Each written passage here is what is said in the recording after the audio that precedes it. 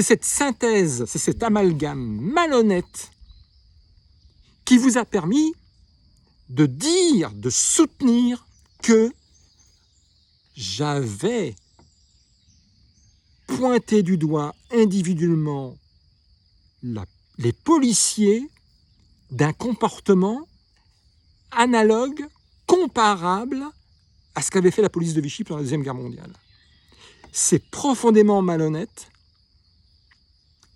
Moi, je vais être condamné à payer 10 000 € de frais, mais vous allez vivre avec cette infamie jusqu'à votre dernier souffle.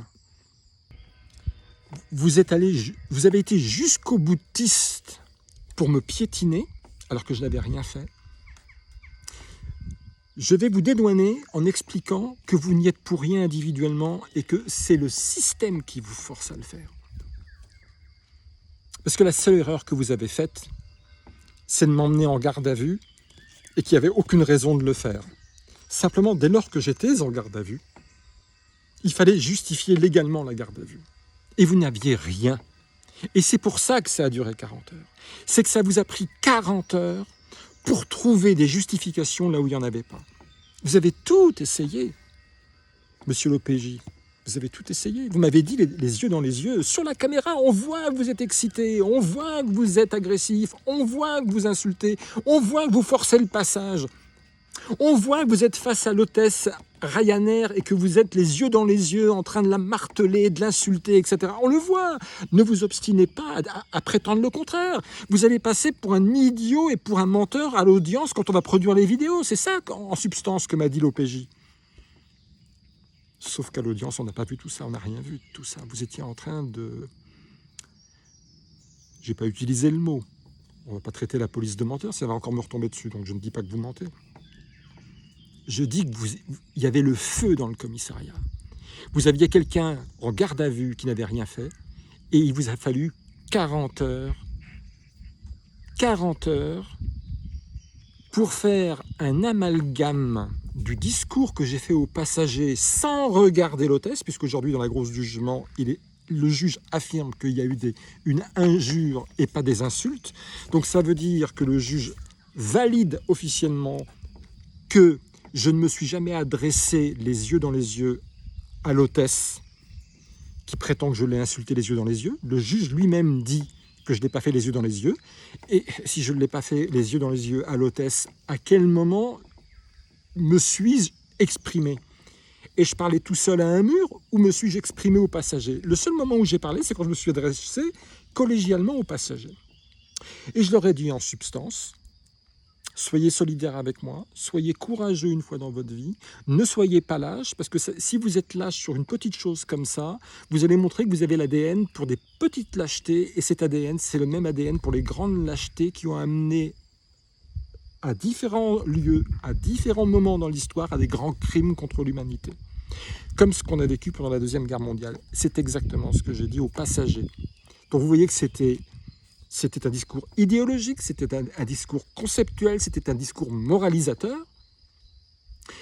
Il était destiné envers personne en particulier. Donc il y a eu cette chose-là. Et il y a... quand les policiers me prennent, regardez ce que fait la République, on juge un arbre à ses fruits, etc. Et donc, la seule chose factuelle que vous aviez contre moi, et que vous avez échaudé au bout de... Et il vous a fallu 40 heures. Donc tous les commentaires qui disent « oui, mais ça a duré 40 heures, renouvellement de garde à vue », forcément qu'il a fait quelque chose. Nous, on fait confiance à la police. C'est forcément un délinquant, quoi qu'il dise, quoi qu'il explique, qu'on garde à vue pendant 40 heures. Non. On m'a gardé, je l'affirme haut et fort, on m'a gardé 40 longues heures en garde à vue parce que c'est le temps qu'il a fallu à l'administration de l'ordre marchand qui protège tous les marchands, tous les capitaux, Ryanair inclus, Avia Partners inclus, Apple inclus, la police protège l'ordre marchand. Et il vous a fallu 40 heures pour les défendre et les protéger en faisant un amalgame entre les crimes qui résultent, des crimes dans l'humanité comme la Deuxième Guerre mondiale qui résultent des lâchetés des gens, et pendant que la police n'était pas là, Et ce que j'ai dit une demi-heure après, lorsque la police m'a embarqué, où j'ai dit, et c'est filmé, je l'ai publié, regardez ce que fait la République, regardez les fruits de la République. Voilà. Et effectivement, quand on amalgame malhonnêtement les deux, on arrive à produire une parole que je dis qui, en synthèse, entre l'action de la police qui me porte, où je dénonce la République, et les propos que j'ai tenus aux passagers, où je dénonce la lâcheté des passagers, que s'ils ne me soutiennent pas solidairement, ça révèle leur nature de soumission, de lâcheté, qui de tout temps a mené à des grands crimes pendant la Deuxième Guerre mondiale.